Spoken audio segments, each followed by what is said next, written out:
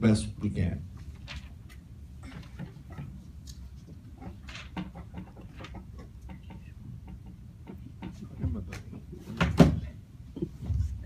Okay, everybody stand up, 15 seconds, 15 seconds, cut it loose, and then you can sit back down.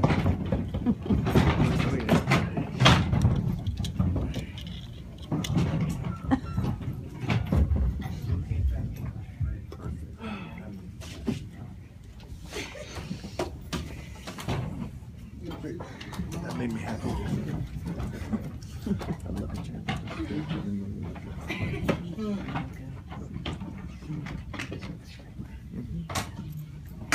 Okay, everyone? All right.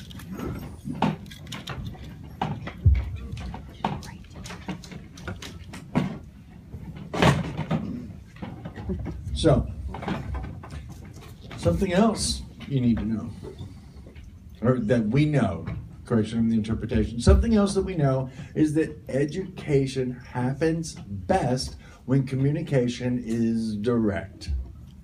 It's just best. It is. So, the placement of an interpreter into this mix is, well, it's not ideal. It's not the best. That means that all of you have to then, navigate to make sure that you're doing X, Y, and Z, all you can to capitalize on what you have as much as you can. Let me talk a little bit about that now.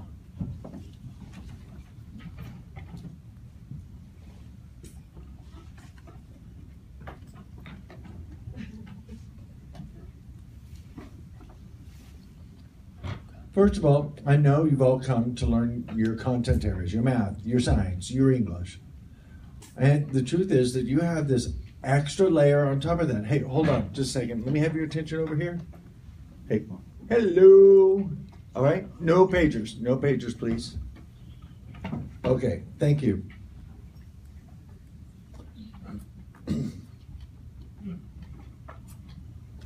Okay, so you're here to learn your content areas, your math, your science, your English, but you're also here learning American Sign Language. It's a lot. We know that. And we still expect you to do as much as possible, as quickly as possible. So, when you come into your classroom, and I know if you've worked with interpreters in the past, sometimes it feels like you're just existing in these different spheres, going about whatever you're going about to do. But here, interpreters are in the classroom for you. They're here for you. So, if they're not doing something that works right for you, let them know. If the interpreters are not there, hey, over here, pardon me. Okay, thank you. So, if the interpreters aren't there for the teachers, the interpreters aren't there for their own sake. They're there to serve you. So you got to let them know what's going on. Let them know. And if you do this consistently, now unfortunately, interpreters do sometimes switch in and out, and you've got a different interpreter in there. If so, you need to go through this introduction again. Let them know, hey, this is what I need. Hey, this is what I like. You got to go through that again and again sometimes to make sure that you're communicating what you want.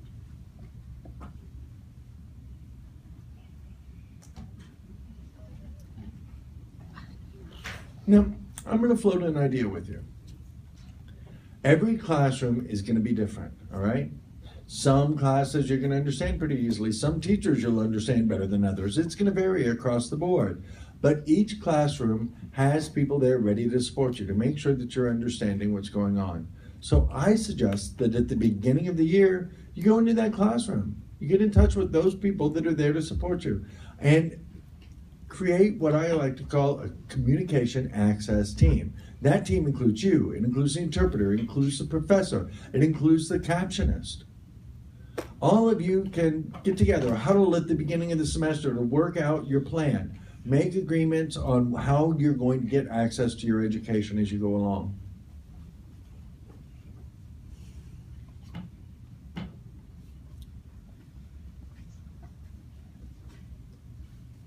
So, from time to time, there are things that happen with interpreters. Sometimes they're late, sometimes they're sick, sometimes cart breaks down. Things happen like that. So, sometimes when everything crashes, the teacher doesn't even notice it. They just keep going like business as usual, lecturing away in the class. But the truth is that all of you have a responsibility to let that teacher know what's going on. And sometimes when you let that teacher know what's happening, the teacher will keep on presenting as though there is no problem. Well, the truth is that's not okay, okay? I want you to know that it's not okay. If you have to wave signal flags, do whatever you have to let that teacher know there's a problem, because you don't have access anymore when that happens. If that teacher keeps on talking and lecturing, even though you've let them know that there's a problem, you can't be held responsible for that information. There's no way. Let them know that. And now that takes a lot of courage to do that. I know it does.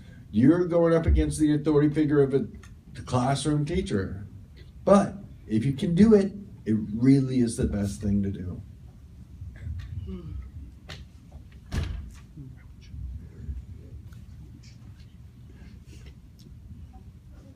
The bottom line is tell the teacher, hey, I can't see, I can't hear what's going on. I have no idea what you're saying right now.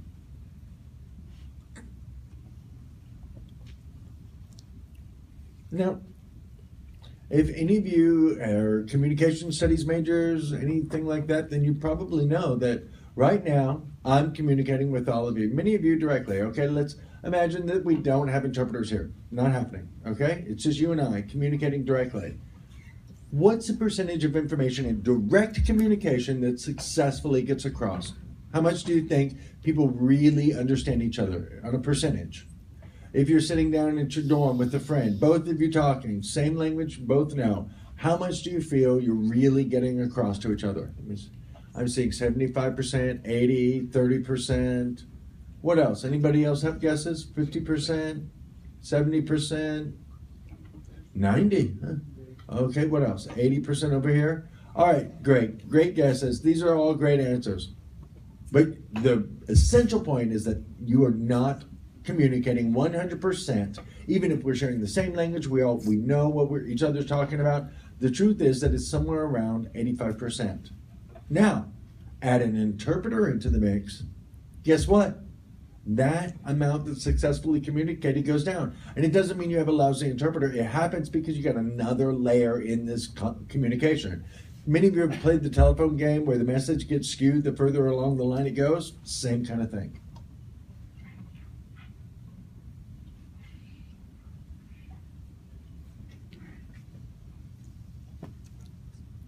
I lost my train of thought. Where was I just before that? Limitations. Okay. So again, this means you have the added responsibility to make sure that you're taking good notes. Make sure that after class you check in with somebody about them. And if there was anything you saw or heard that was a mismatch, check. Check with the teacher. Check with another student. Compare with other people's notes. Make sure everything's on track. And always, always, always be willing to say, I don't understand. I missed that. Or can you tell me a little more about that? Clarify, what was that name? Be willing to just put yourself out there. Be the pain in the butt that's needed to make sure it's happening. Raise your hand.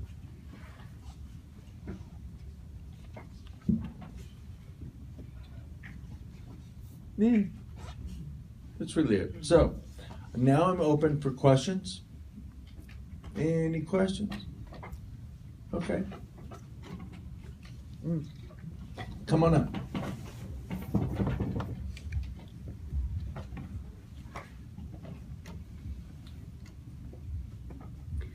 Okay, our service is free. That's a really good question. Really good. For you, yes. Well, okay. And for all of you, yes. Yes. And for her over here, I don't know, maybe not. Okay. Other questions?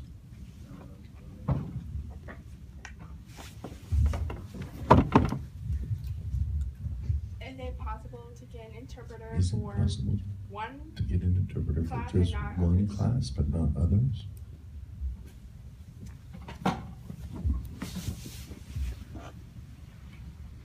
Juniper speaking. That's another great question, seriously. It is. And the answer is absolutely, positively yes. You can ask for an interpreter for one particular class, and you could say, I really only want you to interpret for that one student in there who I don't understand. You could do that. Now, however, I would suggest that if you understand everyone else except for that one student, you might be better placed, to be one of the independent folks not using interpreters. But yes, you can ask for that. And you can, again, I have to emphasize that this service is all about being your service. That means you get to determine that, yes, I want interpreters in this class, but I don't want them in this class. And you know what? I want interpreters in this class, but only when these people are signing. I understand the professor just fine. I don't understand the professor at my 3 o'clock. The point is that you can customize this. And the faster you customize this and wean off of it, the faster your language will develop. This is Darian speaking.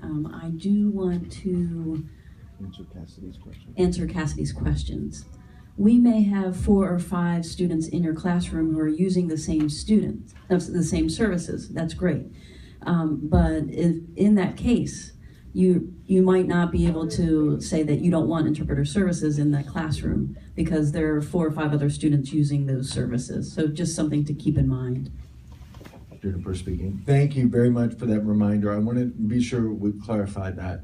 But even when that happens and there are other people in there using interpreting services, you can discuss sitting further away in a different space so that you can try to work that out so that you're still getting what you need.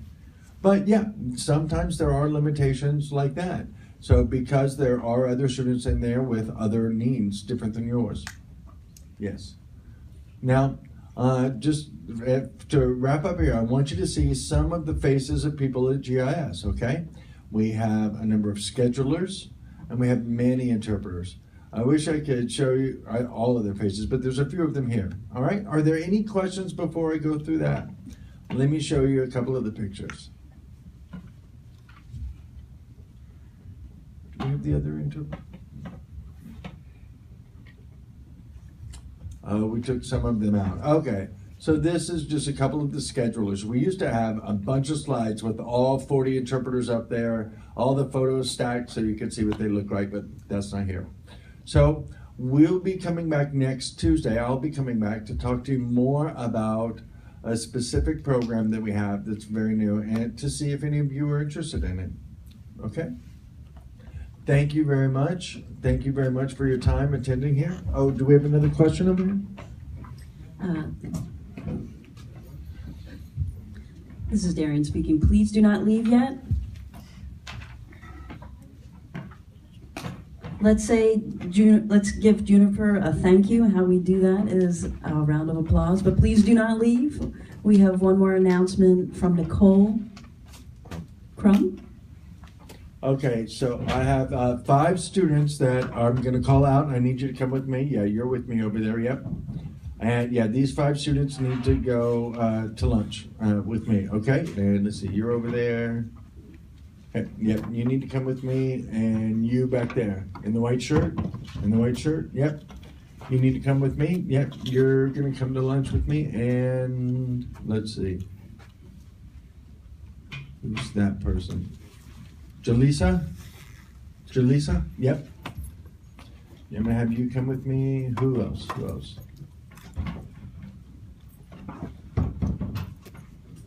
Hannah, you've got Hannah. Okay. Okay. If you're all set, then you can be excused. Okay. See you all later. I'll see you at 1 o'clock. Now go take your showers.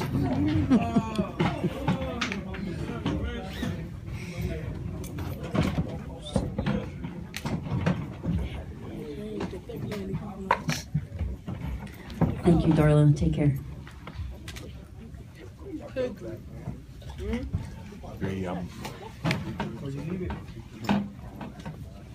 Airplane loading, I bet I get The t-shirt. Oh.